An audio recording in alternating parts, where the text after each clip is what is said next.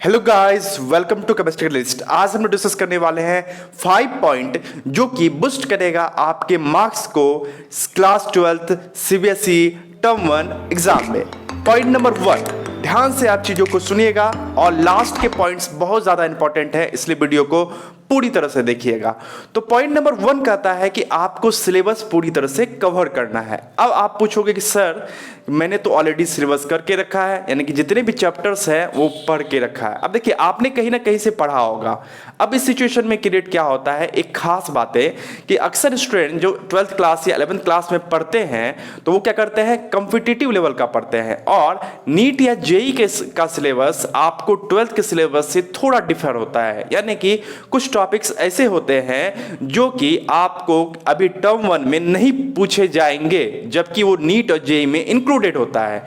तो आपको क्या करना है, अभी आपने जो भी पढ़ा है, जो भी नोट्स बनाया है, उसमें पहले एनसीईआरटी और जो सीबीएसई का सिलेबस आया है उसके अनुसार से टिक कर लेना है कि कौन कौन सा टॉपिक जो है इंक्लूडेड है और कौन कौन सा टॉपिक जो है इंक्लूडेड नहीं है। और आपको अभी उसी को रिवीजन करना है, उसी को पढ़ना है, उसी पे फोकस करना है जो कि आपके सिलेबस में इंक्लूडेड है।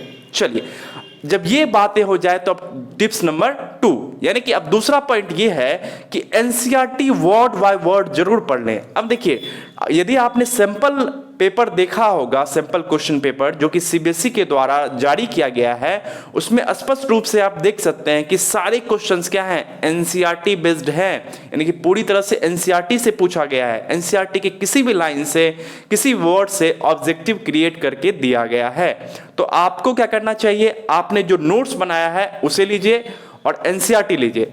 पहले आप एनसीईआरटी पूरी तरह से वर्ड बाय वर्ड पढ़ लो और उसके बाद एनसीईआरटी के अकॉर्डिंग अपने नोट्स में टिक कर लो कि कौन कौन सा टॉपिक जो है पूरी तरह से एनसीईआरटी में डिस्कस किया गया है, और उस पे ज्यादा फोकस करो तो आपका मार्क्स बूस्ट होगा। चलिए, अब पॉइंट नंबर 3 पे डिस्कस करते हैं। पॉइंट नंबर 2 से लिंकेज है। जब आप एनसीईआरटी वर्ड बाय वर्ड पढ़ते हैं तो अक्सर स्टूडेंट क्या करते हैं, इंटेक्स्ट क्वेश्चन, एग्जाम्पल वाले क्वेश्चंस उसे इग्नोर करते हैं। बहुत सारे स्टूडेंट के मन में ये रहता है कि वो क्वेश्चन जो है ऑलरेडी सॉल्व किया हुआ है, तो जो क्वेश्चन सॉल्व किया हुआ है उसे उन पर वो ध्यान नहीं देते हैं, उसे इग्नोर करते हैं।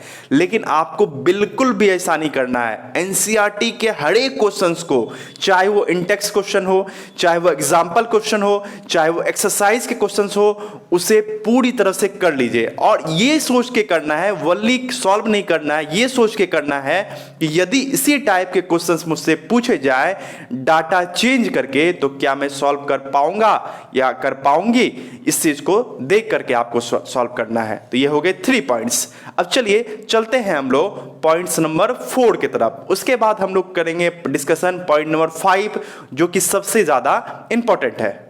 पॉइंट नंबर 4 कहता है कि आपको करना है क्वेश्चन प्रैक्टिस। देखिए, केवल थ्योरी पढ़ने से आपका काम नहीं बनने वाला। जैसे कि आप जान लो कि मोटरसाइकिल में ये क्लच होता है, ये गियर है, इसे एक्सेलरेटर कहते हैं, इस तरह से गाड़ी चलता है। लेकिन जब तक आप बाइक चला करके नहीं देखोगे तब तक रियल में आपको बाइक चलाने का अनुभव प्राप्त नहीं होगा और आप अच्छे बाइक ड्राइवर नहीं कहलाओगे। जस्ट लाइक केवल थ्योरी पढ़ने से कि ये ऐसा होता है, ये वैसा होता है, आपका प्रॉब्लम सॉल्व नहीं होने वाला है।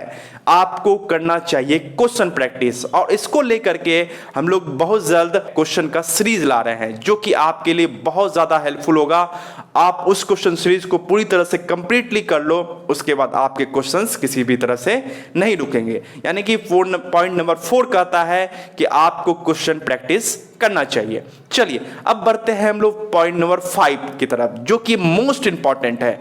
आपने देखा होगा कि कोई भी खिलाड़ी, जैसे फॉर एग्जांपल क्रिकेट की बात करते हैं, तो जैसे मैं विराट कोहली का एग्जांपल लेता हूं, तो क्या विराट कोहली को बैटिंग करनी नहीं आता है, ऑब्वियस सी बात है। लेकिन हर एक मैच से पहले वो क्या करता है, प्रैक्टिस करते हैं। ओके, वो प्रैक्टिस करते हैं क्योंकि प्रैक्टिस मोस्ट इंपॉर्टेंट है। और आपको भी यही चीज करना चाहिए कि आपको जितने भी आपने टॉपिक्स पढ़े हैं उन सब का बार बार रिवीजन करना चाहिए, क्योंकि यदि आपके मन में थोड़ा सा भी कंफ्यूजन होगा टॉपिक को लेकर के, तो फिर ऑब्जेक्टिव क्वेश्चन है इस बार। मैंने अक्सर स्टूडेंट्स को देखा है अपने प्रैक्टिकल एक्सपीरियंस में कि वो क्या करते हैं, दो ऑप्शंस में फंस जाते हैं कि ये होगा या ये होगा। इसके पीछे एकमात्र रीजन है लैक ऑफ रिवीजन। इसलिए पॉइंट नंबर 5 बोलता है कि आपको रिवीजन करना चाहिए और सबसे ज्यादा फोकस आपका रिवीजन में होना चाहिए चारों स्टेप्स करने के बाद। तो मैं एक बार फिर से रिकॉल करा दूं कि 5 स्टेप्स आपको क्या क्या करने हैं। पहला कि आपको सिलेबस का एनालिसिस करके अकॉर्डिंग टू सिलेबस स्टडी करना है, यानी कि सिलेबस को कवर कर लेना है पूरी तरह से कंप्लीट। दूसरा पॉइंट मैंने आपको बताया था कि एनसीईआरटी वर्ड बाय वर्ड पढ़ना है। तीसरा पॉइंट मैंने बताया आपको क्या कि एनसीईआरटी के हर एक क्वेश्चंस को करना है, चाहे वो इंडेक्स क्वेश्चन हो या एक्सरसाइज हो, और इस तरह से करना है ताकि क्या हो, आप उस तरह के क्वेश्चंस को यदि डाटा चेंज करके क्वेश्चन पूछा जाए तो आप अच्छी तरह से कर सके। और चौथा पॉइंट है हमारा क्या, क्वेश्चन प्रैक्टिस करना है, क्योंकि बस थ्योरी पढ़ने से हमारा काम नहीं होगा। और फिफ्थ है क्या, रिवीजन करना है, मोस्ट इंपॉर्टेंट रिवीजन। मैं आपको पूरी विश्वास के साथ कह सकता हूं कि यदि आप इन 5 स्टेप्स को, इन 5 पॉइंट को फॉलो करोगे तो आप 35 आउट ऑफ 35 ला पाओगे एग्जाम में। तो wish you all the best.